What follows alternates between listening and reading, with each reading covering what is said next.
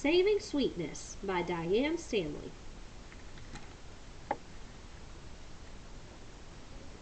Out in the hottest, dustiest part of town is an orphanage run by a female person nasty enough to scare night into day.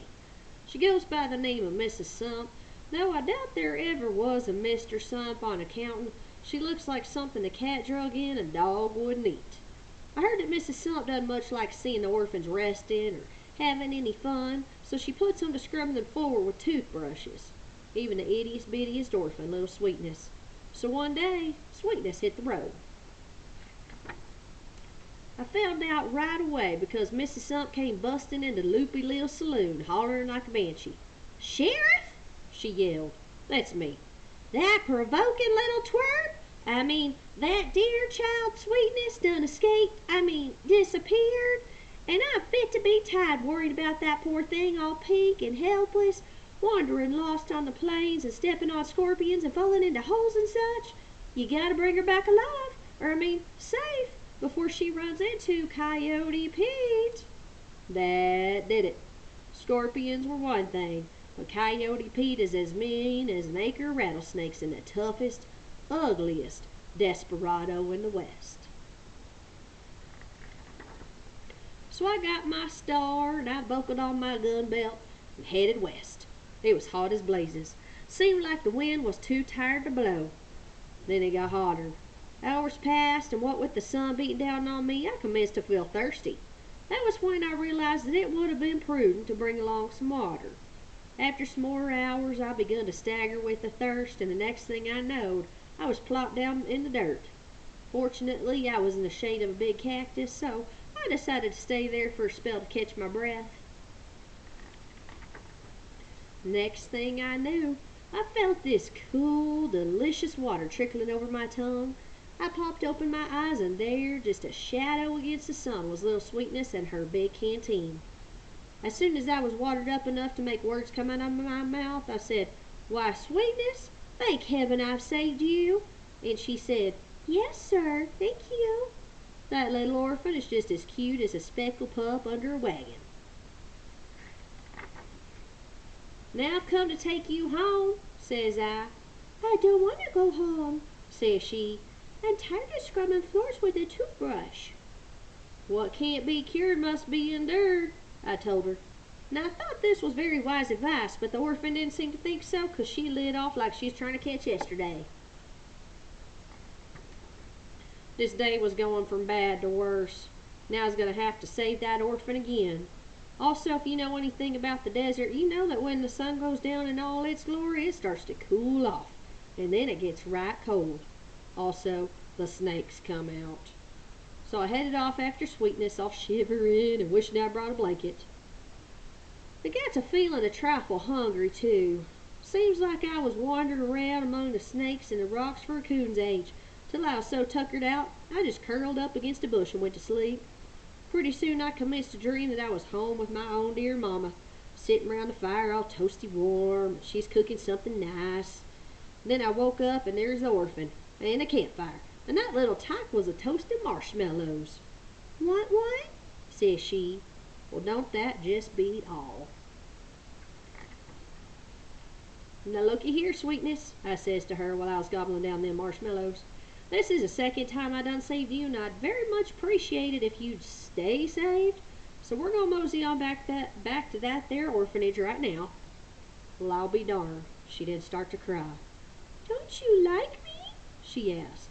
"Well, I sure do, honey. Ain't I saved you twice? There's nothing to cry about." But she went right on bawling. "Ain't got no ma," says she. "Ain't got no pa. All I got is Mrs. Sump and a toothbrush." "Well, ain't no way to fix that unless you gets adopted," I explained. Then she smiled up in my face like she's expecting me to say something particular. It was too deep for me. "Sure is a dilemma," was all I could come up with to say. At which she throwed up her little hands in the air, stomps off into the night. "Dang," says I, "now you quit that. You really fry my patience." But I was going to bring back that orphan back if it hair-lipped the governor. So, there was the sun rising over the plains. There I was, feeling like something that was chewed up and spit out, trying to find one little orphan out in the big wild west. Now here comes the exciting part. I had gone far enough to work up a good sweat, so I ambled over to a big rock so as I could stand in the shade. That's when I heard the sound. Just a little click, just like a gun being cocked. I turned around and what did I see but Coyote Pete, loaded for bear and giving me a look that would freeze a cat. I had to think fast. Coyote Pete, I told him, you can see by the star on my chest that I is here to uphold the law. Now you can't go round shooting folks and scaring orphans, and I's here to arrest you. Now, it don't seem like he heard what I said, 'cause just as cool as you please, he aimed his 6-shooter right at my big silver star. Listen here, hamster brain, I says, you're right for a fall. You put down that there gun or I'm gonna knock you into the middle of next week. I'm gonna snatch you bald-headed. I'm gonna lock you up and throw away the key. And you know what he done? He made it sound like thunk and fell over backwards, laid out cold like a sack of feed. I scared him that bad. And who should show up just then but Sweetness. She took off her hair ribbons and we tied that varmint up bulletproof and pig tight. Now, Sweetness, I told her, I ain't having no more of this running away. You can't go roaming around this here prairie with outlaws all over the place. It's too dangerous. How many times has I got to save you? If you was as smart as you is brave, you could figure out how to save me for good, she said, looking me right in the eye. There we stood, having a kind of staring contest. What you leading up to? Says I. Think, says she. So I chewed on it a while longer. Do it have something to do with adopting?